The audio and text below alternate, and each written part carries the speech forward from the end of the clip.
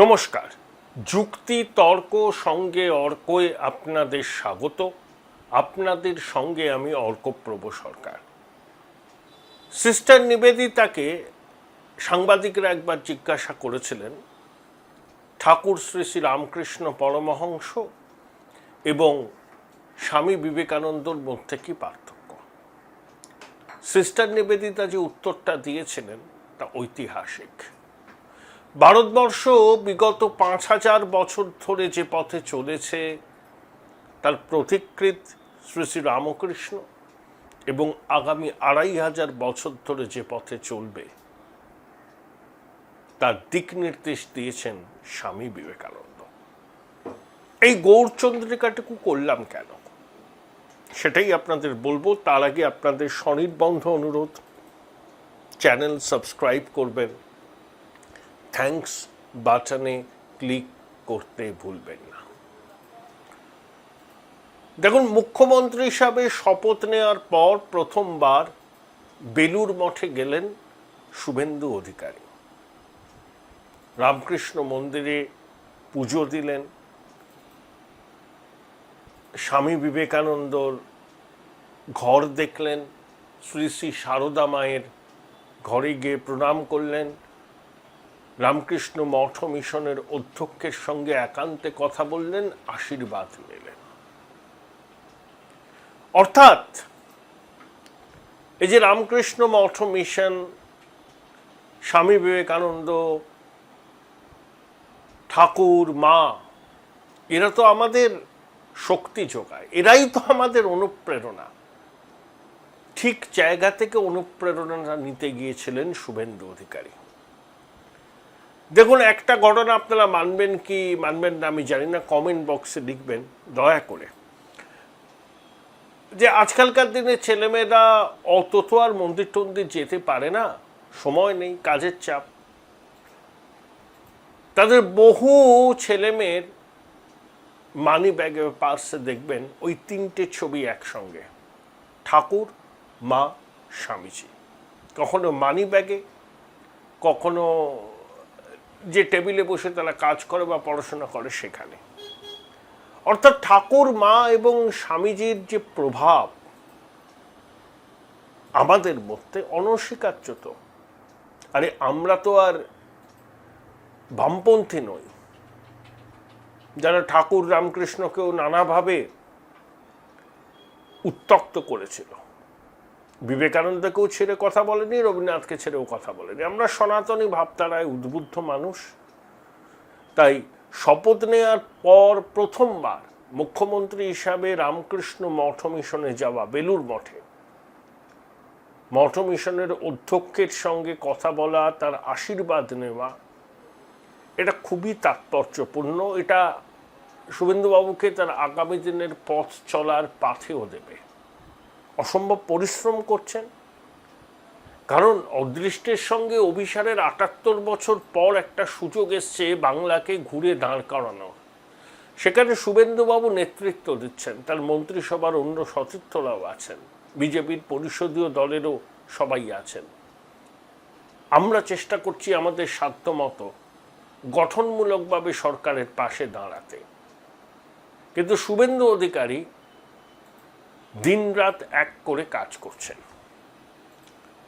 দেখুন, আমি শিরোনাম দিয়েছি কি, একটা ঐতিহাসিক সিদ্ধান্ত নিতে চলেছেন শুভেন্দু অধিকারীর সরকার। কি সেই ঐতিহাসিক সিদ্ধান্ত বলছি। তার আগে ভারত বাংলাদেশের সীমান্তের ২৭ কিলোমিটার বেড়া দেওয়ার জন্য জমি হস্তান্তর করা হয়েছে। অনেক কলমচি, অনেক বিশেষজ্ঞ, বিজ্ঞ তারা বলছেন যে এটা নিয়ে এত হইচই করার কি দরকার। অনেক প্রাজ্ঞ সাংবাদিক যার গর্বে পা মাটিতে পড়ে না, নিজেকে ঐতিহাসিক বলে মনে করেন, তিনি আবার বিস্তর উপদেশ দিয়েছেন শুভেন্দুবাবুকে যে ভারতের সঙ্গে কোন কোন দেশের কতটা সীমান্ত আছে সে সম্পর্কে তার জানা উচিত। ১৯৮৫ সালে অসম চুক্তি কি হয়েছিল, এসব নানা কথা বলে আসলে এই যে উদ্যোগটা নিয়েছে নতুন সরকার, 27 কিলোমিটার জমি, মানে 27 কিলোমিটার কাঁটাতার দেওয়ার জন্য জমি হস্তান্তর করেছে বিএসএফকে, ঘটনাটার গুরুত্ব খাটো করে দেখাতে চাইছেন। এটাই হচ্ছে এদের স্বভাব। এরা হচ্ছে প্রফেশনাল সিনিক্স, পেশাদার নৈরাশ্যবাদী এবং 10 নম্বর জনপথের দাক্ষিণ্যবর্তী। আমি আর প্রবীণ সব বিজ্ঞ কি আর বলবো। এখন থেকেই শুরু করে দিয়েছেন খোঁচাখুচি, কটাক্ষ। কেন টিভি চ্যানেলে লাইভ সম্প্রচার হচ্ছে আপনি ঠিক করে দেবেন কোনটা লাইভ সম্প্রচার হবে, কোনটা হবে না। শুভেন্দু অধিকারী কি করবেন আপনি ঠিক করে দেবেন। এই জমিগুলো তো আগে অধিগ্রহণ করা ছিল, দেয়নি কেন বিএসএফ এর হাতে? মমতা ব্যানার্জির সরকার, শুভেন্দু এই বার্তাটা দিলেন যে এসব ক্ষেত্রে আর কালক্ষেপ করা হবে না, আর যা যা জমি প্রয়োজন সেগুলো অধিগ্রহণ করা হবে নির্দিষ্ট নিয়ম মেনে। আবার 112 কিলোমিটার এমন যা আছে সেখানে জল সীমান্ত, সেখানে তো ফেন্সিং হবে না। বিএসএফ এর পক্ষ থেকে একটা প্রপোজাল এসেছিল, এই প্রপোজালটা শুনে ভারী মজা পেয়েছিলাম, যে সেখানে নাকি কুমির এবং বিষাক্ত সব সাপ টাপ ছেড়ে দেওয়া হবে জলে। আরে শুধু কি অনুপ্রবেশকারীরাই ওই জলপথ ব্যবহার করে? দুপারে সাধারণ মানুষও ব্যবহার করে, তো সেটা বিশেষ গুরুত্ব পায়নি সীমান্তরক্ষী বাহিনীর কাছে। যেখানটা কাঁটাতার দেওয়া যাবে না, কিছু করার নেই, কিন্তু যেখানে দেওয়া যাবে সেটা দিতে হবে। উদ্যোগটা শুরু হয়েছে, সেটাই শুভেন্দু অধিকারী সূচনা করেছেন।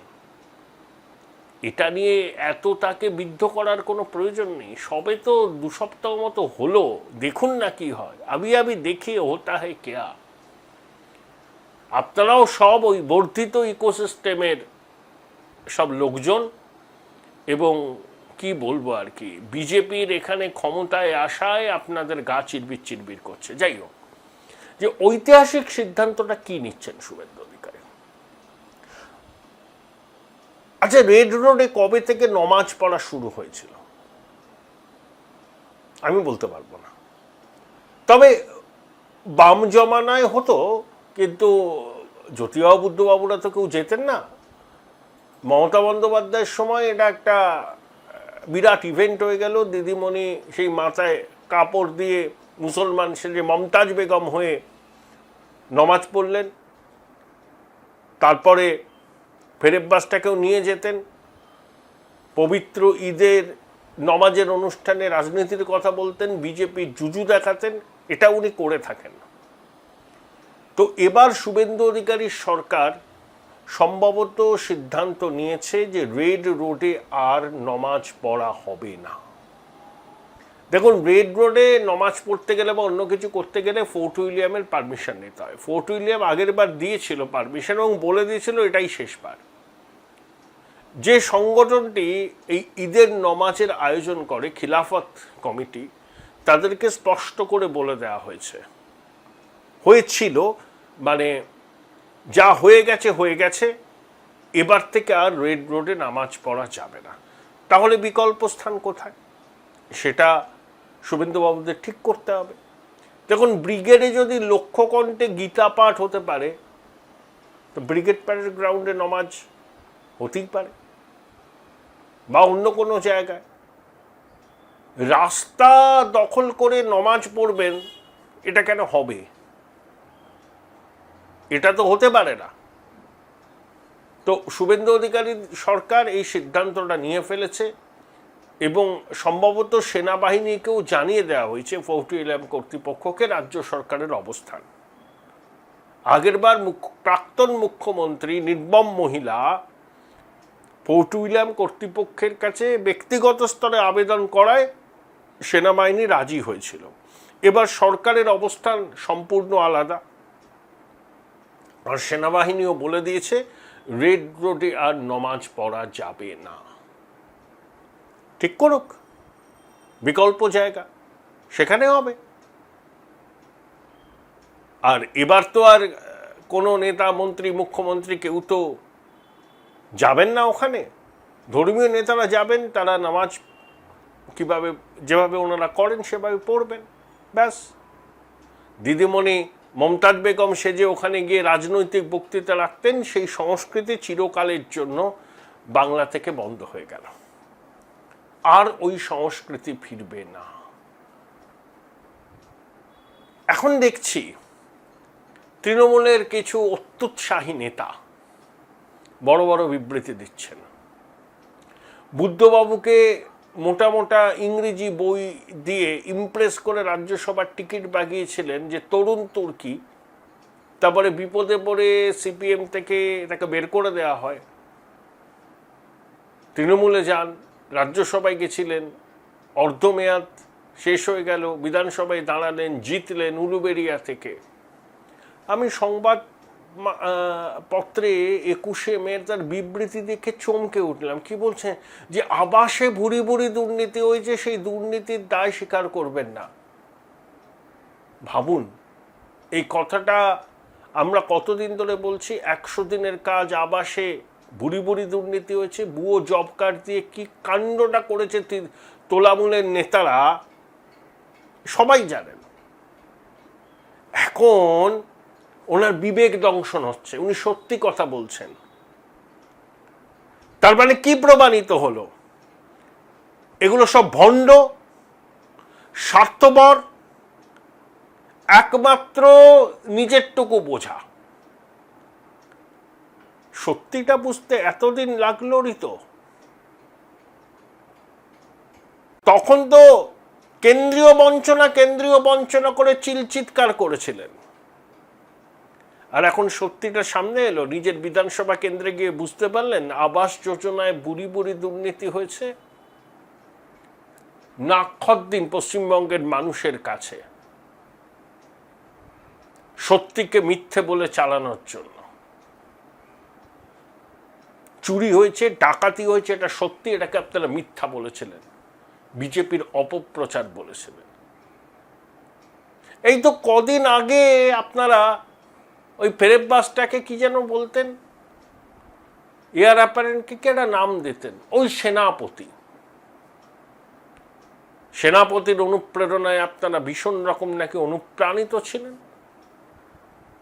ও এখন খোকাবাবুর মুখের উপর কথা বলছেন। সত্য সে লুকাস কি বিচিত্রই দেশ। এইসব লোকদের চিনে রাখুন বঙ্গবাসী। এরা এতটাই সুবিধাবাদী, নির্লজ্জ, দোকান কাটা। দেখেছে দলের ভরাডুবি হয়েছে, এখন সাফাই দিচ্ছে, নিজেকে সততার মূর্ত প্রতীক হিসাবে তুলে ধরতে চাইছে। Join Runux Institute of Hotel Management, New Town, offering guaranteed global placement in hotel, hospitality, aviation, hospital and culinary management. তখন বলেননি কেন? আজ দল ক্ষমতাচ্যুত হয়েছে বলে বিবেক দংশন হচ্ছে। আর শুভেন্দু অধিকারী তো কবে দল ছেড়ে দিয়ে চলে গিয়ে নন্দীগ্রামের দিদিমণিকে হারালেন, 21শে বিরোধী দলনেতা হলেন, তাকে 100 বার আদালতের দ্বারস্থ হতে হয়েছে সভা করার জন্য, মিছিল করার জন্য, ভুয়ো মামলা দিয়েছিলেন, দমাতে পারেননি।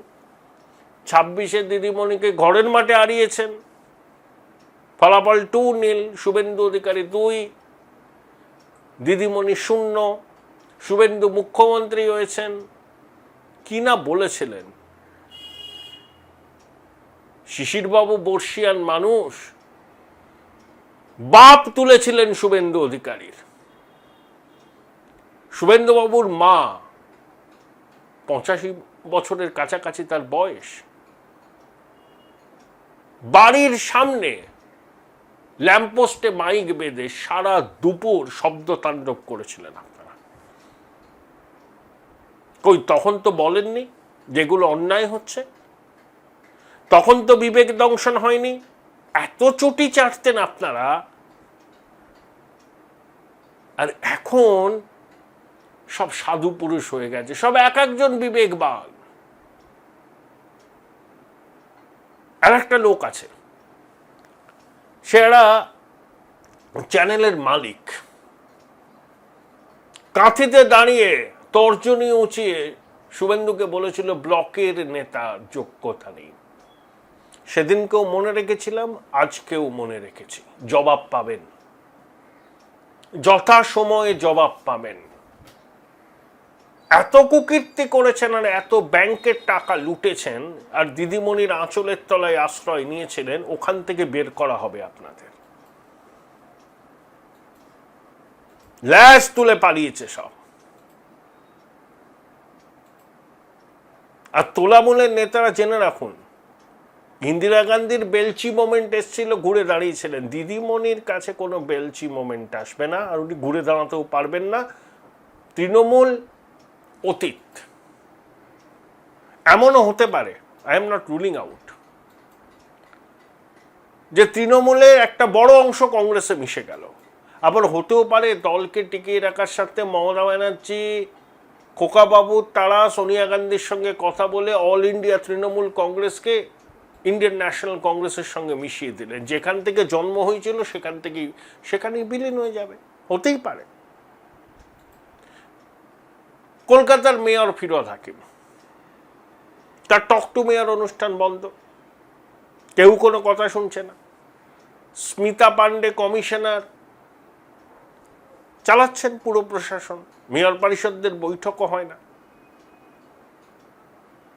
ফিরাদ সাহেব এখন বলছেন আমি তো কিছু জানি না, ওগুলো ব্যক্তিগত ব্যাপার। আপনি কলকাতার মহানাগরিক, ফেরেববাজ একের পর এক সম্পত্তি করলো, আপনি কিছু জানেন না, তাহলে আপনার মতো অপদার্থ তার কেউ নেই নাকি? জেনেও চুপ করেছিলেন। বেশি খোঁচাকুচি করলে যদি নির্মম মহিলা চেয়ারটা কেড়ে নেয়, ভয় ছিল। এখন রাজ্যপাট হারিয়েছেন, এখন নিজেও একটু স্কোর সেটেল করে দিতে চাইছেন। যে কোনো দিন উনি ইস্তফা দেবেন। এ তো লেমডাক পুরো প্রশাসন। নতুন করে ভোট হোক, কাউন্সিলররা নির্বাচিত হোক, মানুষকে পুরো পরিষেবা দিক, এটাই আমাদের প্রার্থনা। কিন্তু ঐতিহাসিক সিদ্ধান্ত এটাই, রেড রোডে ঈদের নমাজ বন্ধ হতে চলেছে। কোথায় হবে সেটা নবান্ন জানিয়ে দেবে, কিন্তু রেড রোডে ঈদের নমাজকে কেন্দ্র করে নির্মম মহিলা আর খোকাবাবু যেভাবে রাজনৈতিক কর্মকাণ্ড করতেন, অত্যন্ত দৃষ্টিকটু। মমতাজ বেগম সেজে এসে মানুষকে প্ররোচিত করতেন, ভুলভাল কথা বলে লোক খেপাতেন। নির্মম মহিলার রাজনৈতিক বিদায় হয়ে গেছে, ইতিহাস তাকে আস্থা করে নিক্ষেপ করবে। ইতিহাসের বিচার নির্মম, সময়ের পরি ইতিহাসের বিচার হয়। ইতিহাসের বিচারে আপনি একজন স্বৈরাচারী দুর্নীতিগ্রস্ত শাসক হিসাবেই চিহ্নিত হবেন, যার শাসনকালে বাংলা ধ্বংস হয়ে গিয়েছিল। উচ্চ মাধ্যমিকের পর উজ্জ্বল ভবিষ্যৎ গড়তে NCHMCT পর্যটন দপ্তর, ভারত সরকারের hospitality and hotel management, Paschimbanga সরকারের মাকাউটের BBA BCA, fashion design, aviation tourism, culinary arts পড়ো SBI HM কলেজে। স্টুডেন্ট ক্রেডিট কার্ড ও ব্যাংক লোন পাবে SBI HM এ পড়লে। কোর্সের শেষে SBI HM দেশ ও বিদেশে চাকরির ব্যবস্থা করে থাকে। SBI HM হলো পশ্চিমবঙ্গের সেরা ম্যানেজমেন্ট কলেজ। SBIHM.com।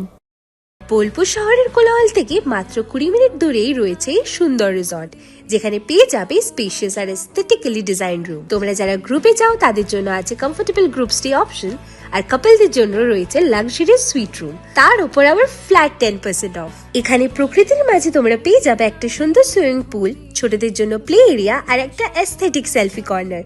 প্রপার্টিটা পুরোটাই পেট ফ্রেন্ডলি, আর এখানে আছে অনেক কিউট ছোট ছোট র্যাবিটস। সকালের ব্রেকফাস্ট থেকে ডিনার পর্যন্ত পেয়ে যাবে একদম হোমলি কমফর্ট ফুড, যা এক কথায় অসাধারণ। বেঙ্গলি কুইজাইনের সাথে সাথে পেয়ে যাবে চাইনিজ আর নর্থ ইন্ডিয়ান অপশন। বিকেলে বনফায়ারের আলো, বন্ধুদের সাথে আড্ডা আর খোলা আকাশের নিচে গ্রাম বাংলার হাওয়া, পুরোটাই এক অপরূপ অনুভব। তাহলে বলো তোমরা কবে প্ল্যান করছো এই পিসফুল এসকেপটা? And don't forget to follow miss cupcake for more such travel updates.